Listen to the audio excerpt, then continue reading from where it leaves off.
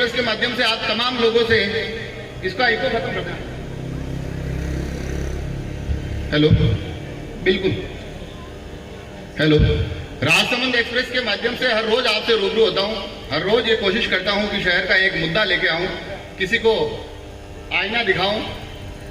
यूं समझिए आज कवि सम्मेलन में भी मैं एक आईना ही लेकर आया हूं, और जरूरी नहीं कि वो आईना, उस आईने में तमाम लोग अपनी शक्ल देखना चाहे, ऐसा कोई आवश्यक नहीं हो सकता है। किसी को अपनी शक्ल देखने से किसी को उस आईने का सामना करने में परेशानी भी हो, तो उन तमाम परेशानियों के लिए मैं अग्रिम क्षमा मांगता हूं। अपना काव्य पाठ प्रारंभ करूं। मात्र एक कविता है, इन दिनों इस कार्यक्रम की भागदौड़ में गढ़ते फिरते 2-3 दिन में ही लिखी है, कल पूरी हुई है। उस कविता से आपको जोड़ूं उससे पहले मैं चाहता हूं कि ये पूरी काव्य संध्या सुनील जी व्यास ने जो जिस बेहतरीन तरीके से सजाई है, आज राजसमंद के बड़े गौरव का विषय एक बहुत बेहतरीन एपिसोड की उनकी शूटिंग चल रही है, और उन्होंने कहा था कि हेमेंद्र जी ये बात मेरे शहर तक जरूर पहुंचाना। तो एक बार हमारे प्रिय कवि सुनील जी व्यास के लिए एक बार जोरदार तालियां हो जाए। इसी कारण वो आज मंच पर नहीं है, और सीधा सीधा आपको कविता से जोड़ता हूं। दृश्य कुछ ऐसा है, पिछले साल, क्योंकि कल 11 अक्टूबर है, हम महाराणा राज सिंह जी की जयंती मनाने वाले हैं। यूं समझिए कि पिछले साल की मैं बात कर रहा हूं, और अपने जहन में इस कविता के साथ साथ सिर्फ वो प्रतिमा ध्यान में रखेगा जो राजसमंद इस जलचक्की चौराहे के कोने में खड़ी है।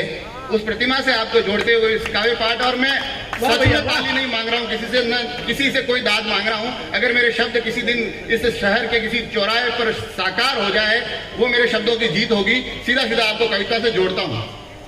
पिछले साल राज सिंह जी का जन्मदिन मनाने आया, पिछले साल राज सिंह जी की जयंती मनाने आया, मैं घर से जलचक्की उनको माला पहनाने आया। उस दिन किस्सा एक ऐसा घटित हो गया, सच कहता हूं मैं खुद भी आश्चर्यचकित हो गया। जी हाँ, जैसे ही मैंने महाराणा को माला पहनाई, इस पत्थर की प्रतिमा ने अपनी पलकें झपकाई। दृष्टि से जुड़िएगा कि जैसे ही मैंने उस दिन महाराणा को माला पहनाई, इस पत्थर की प्रतिमा ने अपनी पलकें झपकाई। जी हाँ, इस पत्थर की मूर्ति ने अपने नेत्र खोले, और मुझे देखते ही वो मुझसे बोले, बता मैं कैसा दिख रहा हूं, बता मैं कैसा दिख रहा हूं। और पत्थर की मूर्ति को बोलते देख मैं चौंका, पत्थर की मूर्ति को बोलते देख मैं चौंका। मैं डरकर भागने ही लगा था कि उन्होंने रोका। बोले, शहर का संस्थापक हूं, आज भी अपने लोगों के हालात टटोलता हूं, और डर मत, कभी कभी मैं भी बोलता हूं। डर मत, कभी कभी मैं भी बोलता हूं।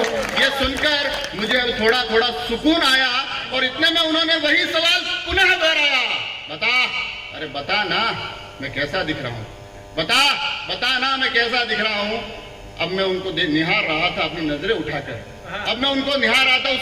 उस प्रतिमा को जहन में रखिएगा कि अब मैं उनको निहार रहा था। बहुत सुंदर निर्माण किया कि अब मैं उस प्रतिमा को निहार रहा था नजरें उठाकर, और धीरे धीरे बोलने लगा अपनी सारी ताकत जुटाकर, अरे आप तो महाराज है, आप तो राजाधिराज है, अरे आप तो महाराज है, आप तो राजाधिराज है।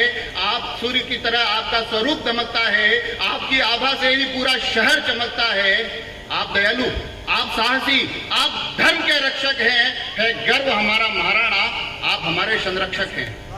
है गर्व हमारा महाराणा, आप हमारे संरक्षक हैं। और इतिहास के उस मेवाड़ से लेकर आज के इस राजसमंद शहर तक आप हैं, और द्वारकाधीश की असीम श्रद्धा से लेकर नौचौकी की हर एक लहर तक आप हैं, हर एक लहर तक आप हैं। कविता से जुड़िए, स्वागत की तमाम प्रक्रिया चलती रहेगी कि आप दयालु, आप साहसी, आप धर्म के रक्षक हैं। है गर्व हमारा महाराणा, आप हमारे संरक्षक हैं।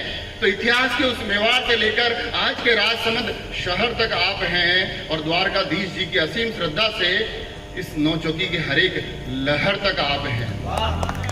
और आज भी तमाम नेताओं के दावे आप पर ही टिक रहे हैं।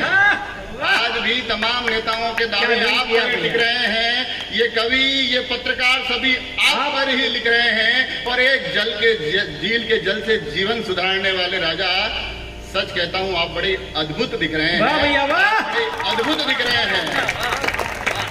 क्या व्यंग किया भैया, बहुत जोरदार कविता।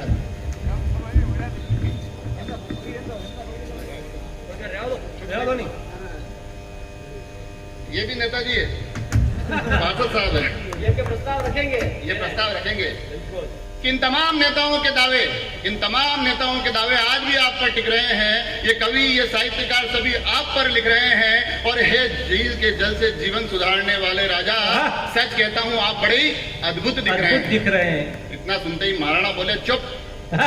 इतना सुनते ही महाराणा बोले चुप, अब आगे कुछ और नहीं कहेगा, और जब तक मेरी आज्ञा नहीं हो तू बिल्कुल चुप रहेगा। वाह भैया वाह। मुझे तो लगा था तू मुझसे जुड़े हुए सत्य बताएगा, मेरी इस प्रतिमा के तमाम असली तथ्य बताएगा, मगर लगता है अब ये पूरा के पूरा शहर सच बोलना छोड़ चुका है और अपने इस महाराणा की वर्तमान स्थिति से हर एक व्यक्ति मुंह मोड़ चुका है, हर एक व्यक्ति मुंह मोड़ चुका है। अब तो लगता है कि ये पूरा के पूरा शहर सच बोलना छोड़ चुका है। अपने महाराणा की इस वर्तमान स्थिति से हर एक व्यक्ति मुंह मोड़ चुका है। एक कवि, एक पत्रकार, मुझे कह रहे हो कि एक कवि, एक पत्रकार इतना झूठ कैसे लिख सकता है? और तू ही बता, बिना हाथों के कोई राजा अद्भुत कैसे दिख सकता है? तू ही बता कि बिना हाथों के कोई राजा अद्भुत कैसे दिख सकता है? खैर अफसोस नहीं, सरक सके, खैर अफसोस नहीं कि राजाओं जैसे वस्त्र नहीं है। हाँ, अफसोस नहीं कि मेरे हाथों में अस्त्र नहीं है। हाँ, अफसोस नहीं कि मैं राणा जैसे तैयार नहीं हूँ। हाँ, अफसोस नहीं कि मैं किसी घोड़े पर सवार नहीं हूँ। मगर जिस शहर को दी मैंने झील, दिया मैंने किला, उसे मेरे लिए एक ढंग का स्थान तक नहीं मिला। उसे मेरे लिए एक ढंग का स्थान तक नहीं मिला। और तू ही बता क्या फायदा है ऐसा संरक्षक होने में, जहां तुझे तुम्हारे ही शहर में बिठा दिया जाए एक छोटे से कोने में। जहां तुम्हें तुम्हारे ही शहर में बिठा दिया जाए एक छोटे से कोने में।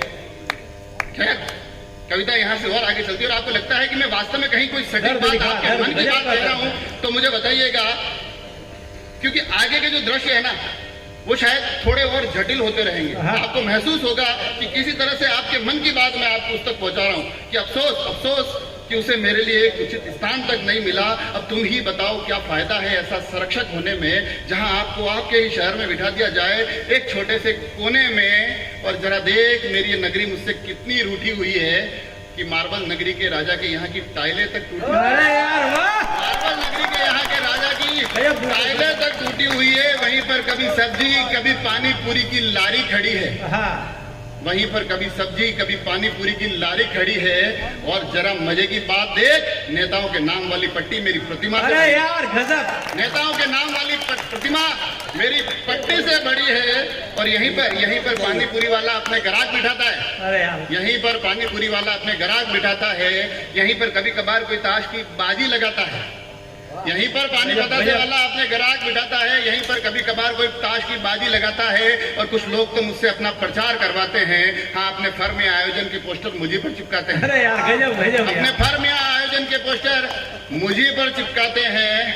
और सच माने शहर, मैं आज भी तेरे लिए उपयोगी बड़ा हूँ। लोग पता बताते हैं, जलचकी आजा राज सिंह के पास खड़ा हूँ। अरे यार सच मानो शहर, मैं आज भी तेरे लिए उपयोगी बड़ा हूँ। लोग फोन पर पता तक बताते हैं, जलचकी आजा, मैं राज सिंह के पास खड़ा हूँ।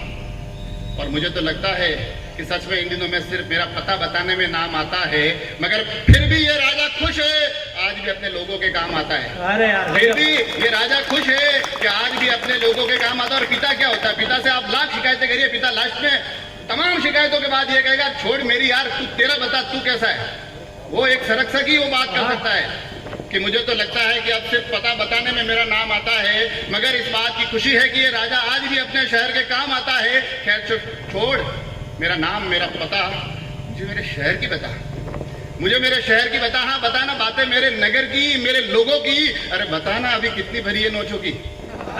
अरे बताना अभी कितनी भरी है नोचों की। सुना है छलकी थी कुछ साल पहले, सबने खूब मौज मस्ती की, खूब घूमे फिरे टहले। अरे बताना बातें उस तमाम आनंद की। अरे बताना मुझको बातें मेरे राज संबंध की। बताना बातें मुझको मेरे राज संबंध की। और सच कहता हूँ, मैं शर्म से अपनी जुबान खोल नहीं पाया। हाँ, सच कहता हूँ, मैं उनकी आंखों में आंखें डाल कुछ भी बोल नहीं पाया, क्योंकि ये शहर कभी अपने राजा को सम्मान दे नहीं पाया। बाकी सब तो छोड़िए, एक ढंग का स्थान तक दे नहीं पाया। और हम में से हर एक व्यक्ति घूमता रहा, ढूंढता रहा, चाहता रहा हर खुशी अपने परिवार, अपने घर के लिए, और हम में से हर एक उसको भूल गया जो ताउम्र सोचता रहा इस शहर के लिए, इस शहर के लिए।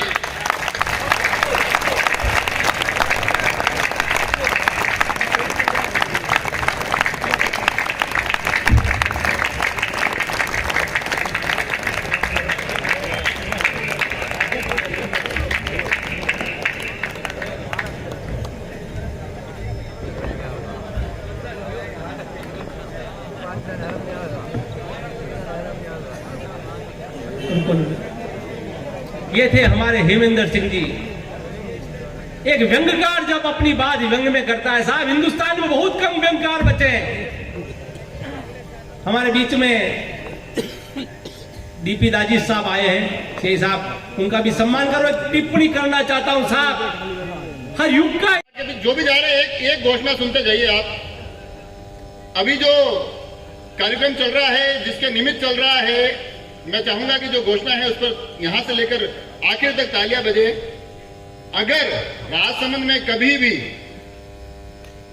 किसी भी अच्छे चौराहे पर राज सिंह जी की प्रतिमा स्थापित की जाती है तो दिनेश जी बड़ाला की तरफ से उसके लिए 1,51,000 रुपए की राशि की घोषणा की गई है। और ये सीधा सीधा एक संदेश है उन तमाम जिम्मेदारों के लिए कि आप सिर्फ मन बनाइए, धन की कमी नहीं आएगी। ये मेवाड़ी भूमि है साहब, या भामाशाह हर युग में पैदा होते आए हो और होते रहेंगे। भामाशाहों के नाम पे एक बार ताली होनी चाहिए साहब।